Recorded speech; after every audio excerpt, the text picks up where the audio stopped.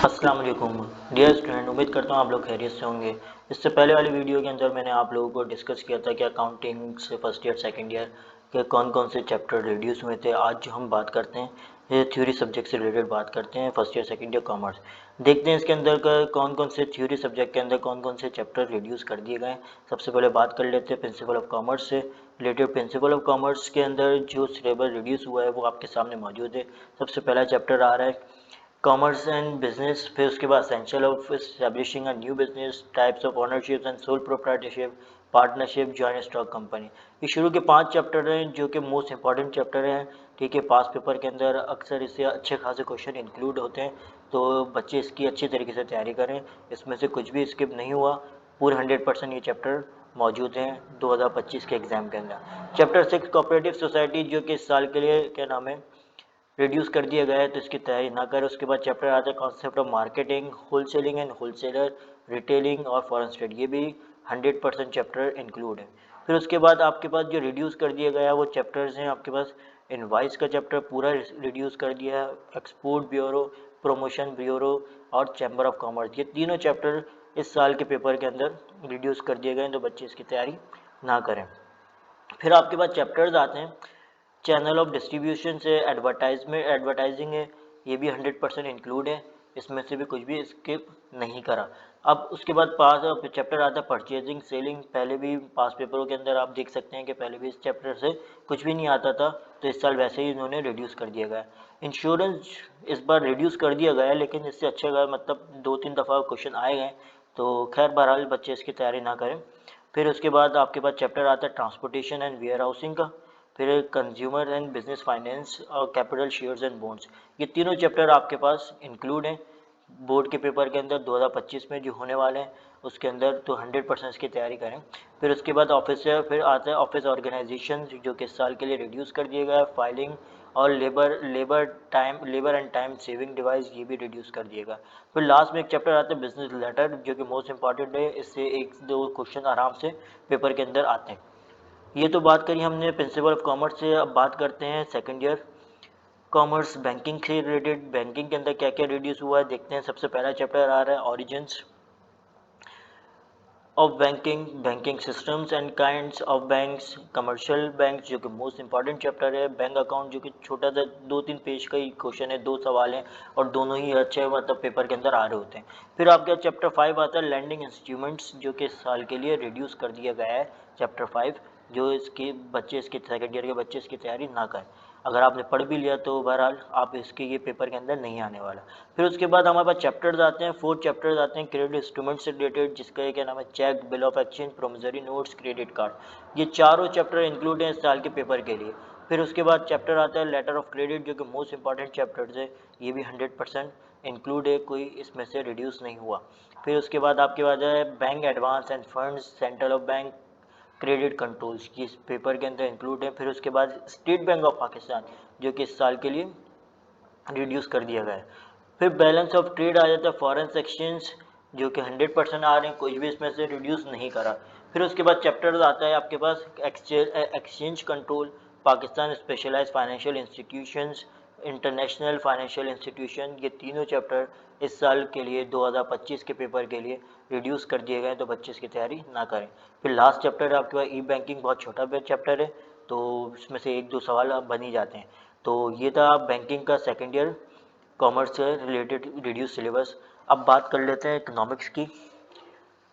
First year economics, जो कि बहुत अजीब व गरीब तरीके से इन्होंने सिलेबस दिया। बहरहाल देखते हैं इसमें अंदर क्या क्या चीज़ें आ रही है। अब इसमें मैं आपको ये नहीं बताऊंगा कौन कौन से चैप्टर इसमें स्किप कर दिए गए, कौन कौन से चैप्टर रिड्यूस कर दिए गए हैं। तो इसके अंदर जो जो पेपर में अब इंक्लूड हैं, जो आने हैं, वो मैंने आपको क्या नाम है बता रहा हूँ कि कौन कौन से पेपर में आने हैं। तो इसके अंदर डिस्क्रिप्शन के अंदर अच्छी तरीके से देख लिएगा, ये चैप्टर पूरे पूरे इंक्लूड हैं। सबसे पहले बात कर लेते हैं माइक्रो इकोनॉमिक्स की। माइक्रो इकोनॉमिक्स के अंदर पहला चैप्टर्स नेचर में subject method scoops and importance of economics, 100% इसके अंदर। फिर सेकंड आता है demand and supply, most important chapter, ये भी 100% इंक्लूड है। फिर फैक्टर ऑफ प्रोडक्शन से रिलेटेड 5 फैक्टर ऑफ प्रोडक्शन जो हैं वो पूरे के पूरे आपको पढ़ने पड़ेंगे, पाँचों से कुछ ना कुछ क्वेश्चन आ ही जाएंगे। फिर उसके बाद अब बात करते हैं chapter 4 consumer demand and theories, scale of productions, the cost and revenue of a firms, ये भी 100% इंक्लूड है। मतलब यहाँ पर जो मैं सिलेबस शो कर रहा हूँ ये मतलब ये सारे के सारे चैप्टर पेपर 2025 के अंदर इंक्लूड हैं, इसमें से कुछ भी रिड्यूस नहीं करा गया। तो बोर्ड वालों ने मतलब जो रिड्यूस करा वो नहीं शो कराया, इस बार जो मतलब पेपर में आने हैं वो इकोनॉमिक्स के लिए शो करवाए हैं। सबसे पहले मतलब उसके बाद बात करते हैं price and output determinations, equilibriums of the firms under perfect competition. अच्छा, यहाँ पर मैंने एक चीज़ शो करी हुई है, इसके अंदर परफेक्ट कंपटीशन के अंदर सिर्फ ये 2 क्वेश्चंस बताएं, ठीक है, व्हाट इज परफेक्ट कंपटीशन और इसकी करेक्टरिस्टिक्स। तो बच्चे सिर्फ इसी की तैयारी करें, पूरे चैप्टर ना करें। फिर उसके बाद माइक्रो इकोनॉमिक्स के ऊपर बात कर लेते हैं, छोटा सा ही सेक्शन होता है माइक्रो इकोनॉमिक्स, इसके अंदर चैप्टर वाइज चैप्टर के अंदर क्या क्या चीज़ें करनी है वो सब शो करवा दिए, ये देख सकते हैं, इसको अच्छी तरीके से पढ़ लें, देख लें आप लोग ना। डेफिनेशन ऑफ नेशनल इनकम से, कॉन्सेप्ट ऑफ नेशनल इनकम से, मेजरमेंट ऑफ नेशनल इनकम आ जाए। फिर आ जाए चैप्टर मनी का, मनी के अंदर इसकी मनी की definition, function of money, quantity theory of money, ये 3 इसके क्या नाम है टाइप्स बताए। फिर उसके बाद बताते हैं बिजनेस साइकिल्स, इसके अंदर डेफिनेशन ऑफ बिजनेस साइकिल्स हैं और इसके फेजेस हैं। फिर इंटरनेशनल ट्रेड के ऊपर मतलब इनके चैप्टर्स हैं।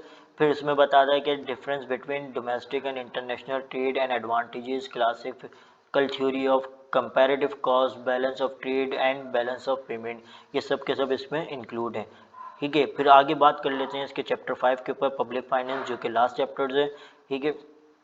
Definition public finance, difference between public finance, what is tax, types of taxes, canal of taxes, ठीक है। मोस्ट इंपॉर्टेंट चैप्टर है, इससे भी अच्छे खासे 2-3 क्वेश्चन आराम से निकल जाते हैं। अब बात कर लेते हैं सेकेंड ईयर सीजी के ऊपर, ये भी इकोनॉमिक्स की तरह बिल्कुल इसी तरीके का सिलेबस इंक्लूड है। मैं बताता हूँ कि क्या क्या चीज़ें इसके अंदर आ रही है, ये सब कुछ मैंने शो करा दी। सबसे पहले वर्ल्ड की बात कर लेते हैं, ठीक है। इसके अंदर जो जो चीज़ें मैंने लिखी हुई हैं वो गौर से पढ़ लें और इसकी प्रिपरेशन करें। सबसे पहला चैप्टर आता है scopes and fields of financial commercial geography, इसके अंदर ब्रांचेस हैं, कमर्शियल जियोग्राफी इंपॉर्टेंट से स्कोप्स आ जाती है। फिर keys geographical concepts and terms, इसके अंदर latitude, longitude, equators, topics of cancers, topic of capricorns, international date line, ये वगैरह आप लोग पढ़ सकते हैं, आराम से इसकी तैयारी करें। Environments and it's impacts, environment का पूरा चैप्टर इंक्लूड है इसके अंदर। फिर आपके पास आया था वर्ल्ड पॉपुलेशन, वर्ल्ड पॉपुलेशन से रिलेटेड, वर्ल्ड से रिलेटेड बात कर रहे हैं तो इसके अंदर वर्ल्ड पॉपुलेशन की इसके अंदर की टर्म्स है, डेफिनेशन से, पॉपुलेशन ग्रोथ है, वर्ल्ड पॉपुलेशन डिस्ट्रीब्यूशन से, पॉपुलेशन डेंसिटीज़ के बारे में बात करिए। फिर उसके बाद अगर नेक्स्ट चैप्टर पे चलते, commercial activity most important chapter है, हर साल इसे 1-2 लॉन्ग आराम से निकल के आते हैं, ठीक है। Classification of economics activities by occupations और nature, classification of commercial activities है, इनकम डिस्ट्रीब्यूशन है, ई कॉमर्स।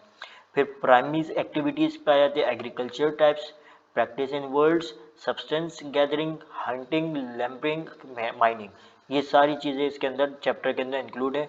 तो इस चीज़ की तैयारी कर लें, गौर से ये देख लें जो मैंने लिख के दिए हैं यहाँ पर, तो इसी को पढ़ लें और इसी की तैयारी करें। फिर उसके बाद आ जाता है मोस्ट इंपॉर्टेंट चैप्टर फिशिंग्स, ठीक है, fishing factors, method and moods.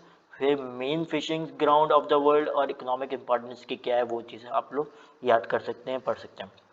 Secondary commercial activities, handicrafts, industries, industries के अंदर कौन कौन सी इंडस्ट्रीज आती है, iron, steel, fertiliser and textile industries.